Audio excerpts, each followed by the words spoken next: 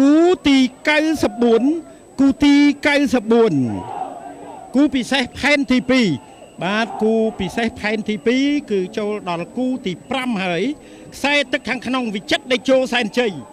វិចិត្រដេជោសែនជ័យស្ថិតនៅក្នុងវត្តបទុមរាំងសី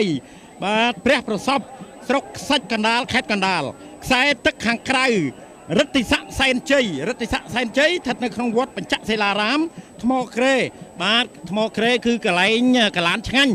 របស់ខេត្តកញ្ចេះស្ថិតនៅខ្សែទឹកខាងក្រៅដែលមានឯកសណ្ឋានពណ៌ក្រហមដែលខាងមុខ3ខ្ទង់ក៏រំលេចទៅដោយពណ៌លឿងចំណែកឯខ្សែទឹកខាងក្នុងដែលមានឯកសណ្ឋានពណ៌សនោះគឺវិចិត្រដេជោសែនជ័យរបស់ខេត្តកណ្ដាលគឺស្រុកខ្សាច់កណ្ដាលបាទព្រះប្រសពបាទប៉ិនគ្នាទេអ្នកនៅក្បាលទូកគាត់កំពុងតែឈរបង្កើនចលនាបាទគាត់កវីបាទគាត់ទុកចង្វាមួយឡែកសិនគាត់កវីចំណែកខ្សែទឹកខាងក្រៅក្បាលទូកគាត់អង្គុយទៅវិញបាទនេះជាបច្ចេកទេសរបស់កីឡាករនៅក្នុងកម្មវិធីអុំទូកបាទយ៉ាងម៉េចដែររដ្ឋសិនសែនជ័យបាទឥឡូវនេះខ្សែទឹកខាងក្នុងបាទសកត់បាទខេត្តកណ្ដាលខ្ញុំបាទទុកនីតិនេះជូនគណៈកម្មការបច្ចេកទេសក៏ប៉ុន្តែដូចជាខ្សែទឹកខាងក្នុងសកត់តែបន្តិចទេអំបញ្ញមិញនេះបាទគូទី95គឺជាគូពិសេសនៅក្នុងផែនទី2គឺដល់គូទី6ហើយផែនពិសេសបាទផែនគូពិសេសផែនទី2ខ្សែទឹកខាងក្នុងពណ៌ត្រួយចេកស្រស់ល្អណាស់ចៅពេជ្រកុមារបុផាជ្រួយថ្មយ៉ាងម៉េចទៅហើយចៅពេជ្រលឿនណាស់ចៅពេជ្រអើយចៅពេជ្រខេត្តកំពង់ចាមបង្កក់បាទវត្តសុទស្សនារាមបង្កក់កំពង់ចាមដាច់គូប្រកួតណាស់ឯសព្រួញពេជ្រខេត្តព្រៃវែងសព្រួញពេជ្រខេត្តព្រៃវែងបាទគឺនៅក្រៅឆ្ងាយណានៅពូរៀនបាទខេត្តនៅក្នុងវត្តពូរៀនបាទវត្តពូរៀននេះគឺជាកន្លែងមួយដែលបាទចូលរួមក្នុងកម្មវិធីអុំទូកនាឆ្នាំនេះដែរគូទី96បាទគូទី96នៅក្នុងផែនទី2គូពិសេសនេះគឺជាគូទី7បាទខ្សែទឹកខាងក្នុងដែលកំពុងតែបន្ថែមល្បឿនហើយមានព្រៀបមានឯកសណ្ឋានពណ៌បៃតងចាស់ស្រីស្រស់គៀនជ្រៃបារមីដេជោវត្តគៀនជ្រៃបាទវត្តគៀនជ្រៃស្រុកកំពង់សៀមខេត្តកំពង់ចាមខ្សែទឹកខាងក្រៅអធិរាជចក្រភពរាំងសីគឺជាទូករបស់កងរាជអាវុធហត្ថលើផ្ទៃប្រទេសដែលមានឯកសណ្ឋានពណ៌ក្រហមក៏ប៉ុន្តែពេលនេះទូកប្រខ័ណ្ឌរាជសែនជ័យទូកអន្តរជាតិចក្រភពរុស្ស៊ីទូកកំពង់សៀមបានទទួលជ័យជំនះនៅក្នុងផែនពិសេសនេះគឺគូទី96គូពិសេសគឺគូទី7បាទ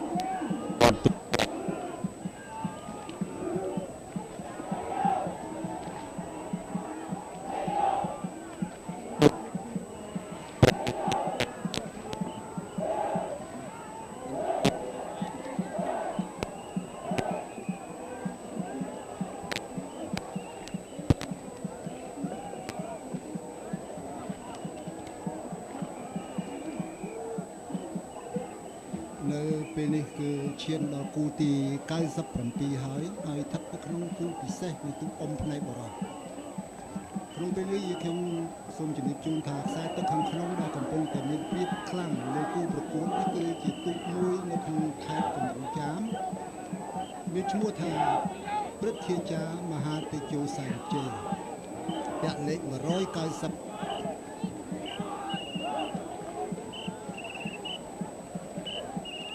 គឺលេខ193បាទសំទោសកំពុងតែមានព្រៀបឈ្នះដាច់តែម្ដងដោយខ្សែទឹកខាងក្រៅគឺទូកមួយនៅក្នុងខេត្តព្រះវិហារគឺនៅក្នុងកោះកែឥឡូវនេះឈានមកដល់គូទី98គូទី198គឺជាគូនៅក្នុងគូពិសេសដែរគឺលេខ195គឺខ្សែទឹកខាងក្នុងមានឯកសណ្ឋានអាវពណ៌ខៀវហើយខ្សែទឹកខាងក្រៅគឺមានឯកសណ្ឋានអាវពណ៌ក្រហមខ្សែទឹកខាងក្នុងគឺទូកមានឈ្មោះថាព្រះអណ្ដូងសែនជ័យទូកនេះស្ថិតនៅក្នុងខេត្តកំពង់ចាមនៅក្នុងស្រុកស្ទឹងត្រង់បើយើងមើលពីចំហៀងឃើញវាកំពុងតែមានព្រៀបទៅលើតេជោកែវប្រជ័យបារមីចៅសែនដែលស្ថិតនៅក្នុងខេត្តពោធិ៍សាត់ស្រុកកណ្ដៀង បាទគឺខ្សែទឹកខាងក្រៅគឺមានឯកសណ្ឋានពណ៌ក្រហមគឺជាទូកក្នុងខេត្តពោធិ៍សាត់ស្រុកកណ្ដៀងបាទនៅក្នុងពេលនេះគឺយើងឃើញថាទូកដែលពាក់លេខ195នេះបាទមានឯកសណ្ឋានអាវពណ៌ខៀវទឹកប៊ិចកំពុងតែបាទយកជ័យជំនះលើគូប្រកួតដល់មកដល់ទីស្ថិតនៅខ្សែទឹកខាងក្នុងឥឡូវមកដល់គូទី99គូទី99គឺជិតចាប់កងពាន់ទី2ហើយខ្សែទឹកខាងក្នុងគឺមានឈ្មោះថាជាទូកខេត្តកំពង់ចាមមានឈ្មោះថាចំការអណ្ដូងសុកសែនជ័យចំការលើបាទគឺនៅក្នុងស្រុកចំការលើនៅក្នុង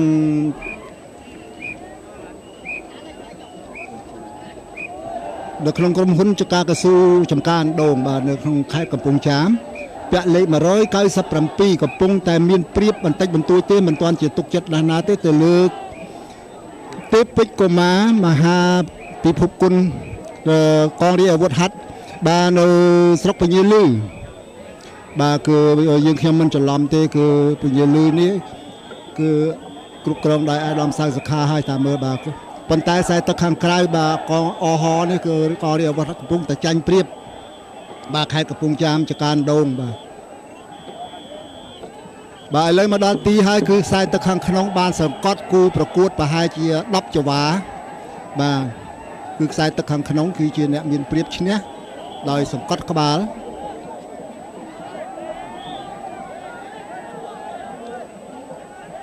មកដល់ពេលនេះគឺឈានដល់គូទី100ហើយបាទនៅក្នុងថ្ងៃទី1ជើងទី1នៃការប្រកួតនៅក្នុងព្រះរាជពិធីបុណ្យអុំទូកអអំបុកតាំងតុកសំពះប្រខែនៅពេលនេះគូមួយទៀតគឺគូទី100បានមកដល់កងពាន់ទី2ខ្សែទឹកខាងក្នុងដែលមានផ្អើលសន្តានអាវពណ៌ទឹកប៊ិចទូកមានឈ្មោះថាអំពវ័នធីតាចលនាមានជ័យគឺនៅក្នុងខេត្តត្បូងឃ្មុំបាទស្រុកក្រូចឆ្មាប៉ះជាមួយនឹងតេជោសែនជ័យកំពង់ធំបាទនៅស្រុកកំពង់ស្វាយកំពង់ធំមានឯកសណ្ឋានអាវពណ៌ក្រហមខ្សែទឹកខាងក្រៅឥឡូវនេះគូទាំងពីរនេះគឺមកជិតដល់ទីផ្ដាច់ព្រាត់ហើយគឺសន្ទុះខ្សែទឹកខាងក្រៅដែលកំពុងតែចាញ់ព្រៀបកំពុងតែស្ទុះក៏ប៉ុន្តែស្ទុះរួចឬមិនរួចយ៉ាងណានោះបានបន្តិចទៀតនឹងដឹងបាទឥឡូវគូទាំងពីរនេះបាទកំពុងចាមនឹងពួកបាទមកដល់ទីផ្ដាច់ព្រាត់ហើយបាទគឺបើយើងខ្ញុំមើលផ្ទាល់ភ្នែកទេមិនមែនជាផ្លូវការគឺទូកនេះហាក់ដូចជាស្មើក៏ប៉ុន្តែលទ្ធផលគឺនៅអ្នកកាត់ក្តីគឺចៅក្រមជាអ្នកកាត់ក្តីរវាងកំពង់ធំនិងត្បូងឃ្មុំបាទឥឡូវនេះគឺមកដល់គូទី101បាទ101គឺខ្សែទឹកខាងក្រៅគឺមានឯកសណ្ឋានអាវពណ៌លឿងទុំគឺសឹងសែនមានជ័យខេត្តកំពង់ធំគឺនៅក្នុងស្រុកកំពង់ស្វាយគឺវត្តស្លែងនឹងឃុំក្តីដងបាទកំពុងតែធ្វើដំណើរមកដល់កងពាន់ទី2ផុតហើយដែលប៉ះជាមួយនឹងគូប្រកួតបាទមួយទៀតមានឈ្មោះថាជប់ច័ន្ទសែនជ័យបាទនៅក្នុងខេត្តត្បូងឃ្មុំជាខេត្តថ្មីមួយដែលនៅក្នុងវត្តដំឃុំជាបាទជ្រោមួយបាទសំទុះនៅក្នុងជ្រោមួយត្បូងឃ្មុំជ្រោទី1ប៉ុន្តែឥឡូវនេះកំពុងតែចាញ់ព្រៀបនៅស្ទឹងសែនមានជ័យខេត្តកំពង់ធំបាទឥឡូវនេះគូទាំងពីរបានមកដល់ទីព្រាត់ហើយគឺយើងអាចសន្មតបានថាខ្សែទឹកខាងក្រៅជាអ្នកទទួលជ័យជំនះដែលមានឯកសណ្ឋានអាវពណ៌ស្លាទុំគឺឈ្នះមិនដាច់ទេគឺនៅកោះតពុកបាទពាក្យកោះតពុកនេះគឺជាពាក្យចាស់ពីដើមទេដែលគាត់ប្រើគឺឈ្នះមិនដាច់ដោយក្បាលនិងកសៃនៅជាប់គ្នានៅឡើយហើយចាស់ពីដើមគាត់ប្រើពាក្យថាកោះតពុកឥឡូវនេះគូទី102គូទី102គឺខ្សែទឹកខាងក្រៅដែលកំពុងតែមានព្រៀបគឺស្ថិតនៅក្នុងទូកអុំពិសេសដដែលគឺនៅក្នុងខេត្តកំពង់ចាមគឺសៀសែនជ័យបារមីតេជះគឺប្រហែលជាបោះអុកញ៉ាសៀបាទស្ថិតនៅក្នុងវត្តស្លែងក្តីដូងកំពង់ស្វាយហើយសំទុះ សាកបរិយបាទកងមាសកំពុងតែមានព្រៀបយ៉ាងខ្លាំងទៅលើគូប្រកួតរបស់ខ្លួននៅក្នុងខេត្តកំពង់ធំស្រុកសង្សែនគឺសែនសេរីមានជ័យឥឡូវនេះមកដល់ទីផ្ដាច់ព្រាត់យើងឃើញថាខ្សែទឹកខាងក្រៅជាអ្នកទទួលជ័យជំនះដោយឈ្នះដាច់តែម្ដងបាទចូលដល់គូទី103គូទី103គឺខ្សែទឹកខាងក្នុងមានឈ្មោះថាសំហេងសែនជ័យបារមីក្តីដូងកំពង់ធំគឺមានឯកសណ្ឋានអាវពណ៌ស្លាទុំដែលកំពុងតែមានព្រៀបឈ្នះបាទលើគូប្រកួតយ៉ាងខ្លាំងនៅក្នុងខេត្តកោះចេះនោះមានឈ្មោះថាសម្បុកសម្បត្តិតេជោសែនជ័យបាទសម្បុកសម្បត្តិតេជោសែនជ័យនេះគឺស្រុកសម្បូរនៅក្នុងខេត្តកោះចេះបាទគូទាំងពីរបានផុតកងពាន់ទី2មកហើយឥឡូវនេះបានឈានមកជិតកងទីផ្ដាច់ព្រាត់ដល់ដែរបាទយើងមើលទៅឃើញថាខ្សែទឹកខាងក្នុងដែលពាក់លេខ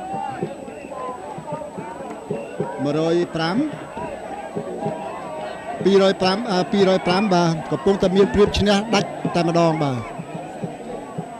គឺអ្នកដែលឈ្នះដាច់នេះគឺសំហេងសែនជ័យប្រខណ្ឌភាសានជ័យទូកអត្តរាជទូកទេពពេជ្រកុមារមហាពិភពគុណទូកទាំងនេះគឺស្ថិតនៅក្នុងវត្តទេពរាំងសីស្រុកពញាលឺខេត្តកណ្ដាលនិងទូក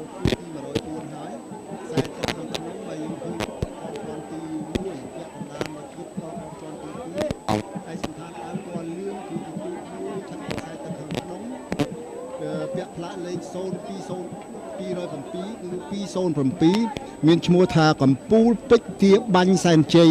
នៅខេត្តព្រៃវែងបាទស្រុកពាមរបាទឯកឧត្តមទាបាញ់មិននៅតែកោះកុងឬសៀមរាបទេឥឡូវធ្លាយទៅដល់ព្រៃវែងបាទឥឡូវនេះពាក់អាវពណ៌លឿងកំពុងតែមានព្រៀបយ៉ាងសម្បើមបាទมันបាច់ថាមិនទេដាច់តាំងពីកងពាន់ទី2ហើយឯខ្សែទឹកខាងក្រៅដែលប៉ះហ្នឹងក៏មិនទូកនឹងមិនអន់ដែរបើទូកនៅខេត្តកោះចេះគឺជាអ្នកលេងទូកចំវ័យចំណាស់ជាងគេនៅខេត្តកោះចេះទូកគឺខេត្តកោះចេះហើយជាអ្នកមានវ័យចំណាស់ជាងគេឥឡូវចាញ់បងព្រៃវែងបាទគឺសម្បុកសម្បត្តិទីជូសែនជ័យបាទខេត្តកោះចេះបាទបងចាញ់បាទប្រជា2ទូកបាទហើយមិនមែនធម្មតាម្ចាស់ទូកកុំ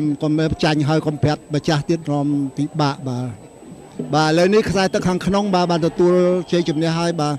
ទូកដែលគ្រប់គ្រងដោយអាដាមទាបាញ់បាទកលេចមកគូទី105នេះខ្សែទឹកខាងក្នុងទៀតហើយដែលកំពុងតែមានព្រៀបឥឡូវដល់កងពាន់ទី2បាទប៉ុន្តែទាំងពីរហ្នឹងមកនៅក្នុងខ្សែទឹកខាងក្នុងទាំងអស់បាទព្រោះតំណឹងទឹកសងដូច្នេះកសៃបាទកសៃនោះតែมันច្បាស់ចូលមកខាងក្នុងទាំងអស់ហើយបាទគណៈកម្មការចាប់កំហុសអត់កើតទេព្រោះបាទធម្មតាបាទសម្ដៅយកលបឿនឈ្នះឥឡូវខ្សែទឹកខាងក្នុងដែលកំពុងតែមានព្រៀបនេះពាក់ផ្លាក209មានឈ្មោះថាវណ្ណដាទេជោសែនជ័យបាទព្រៃវែងបាទចេញវណ្ណដាមកគឺអស់លោកអាយដាមអស់លោកទាំងអស់បានដឹងហើយគឺថាគ្មានអាណាទេគឺអាយដាមហើយបាទនៅក្នុងកម្ចៃមាកំពុងតែមានព្រៀបឈ្នះបាទឈ្នះមិនដាច់ទេបាទសង្កត់ទៅលើបាទសម្រោងសែនជ័យមនីទេជះសែនជ័យបាទកចេះឆ្លងបាទប្រហែលនេះបាទទាំងអាយដាមអបៈគិតឈុនទាំងអាយដាមទេអង្គឈិនលឹមបាទគឺដូចជាសយមកជើងទី1នេះបាទចាញ់ជាប់គ្នាប្រហែលទូកបាទអត់អីនៅជើងទី2ទៀតឥឡូវកលេចមកគូទី106វិញម្ដងបាទទូកទី106ខ្សែទឹកខាងក្នុងនៅធ្លាប់តែឈ្នះឥឡូវនេះសយវិញខ្សែទឹកខាងក្នុងបាទផុតពីកចេះមក106ព្រៃវែងទៅខ្សែទឹកខាងក្នុងសយវិញម្ដងបាទនាយុទ្ធវងសែនជ័យបាទប៉ះជាមួយនឹងចិនសោមសែនមង្គលនៅខេត្តតាកែវបាទស្រុកទ្រាំងបាទពាក់លេខ212អាយ៉ាបាទតាកែវតលេអត់មានសម្បូរដូចគេដាច់ឆ្ងាយតែម្ដងបាទហើយខ្សែទឹកខាងក្រៅទៀត6ទូកមុនខ្សែទឹកខាងក្រៅគឺវល់ចាញ់បាទឥឡូវនេះមកដល់គូទី7នេះបាទគូទី105នេះ6នេះបាទខ្សែទឹកខាងក្រៅឈ្នះដាច់តែម្ដងបាទហើយមិនលឺបាទចាំជើងទី2ចាំគិតទៀតបាទ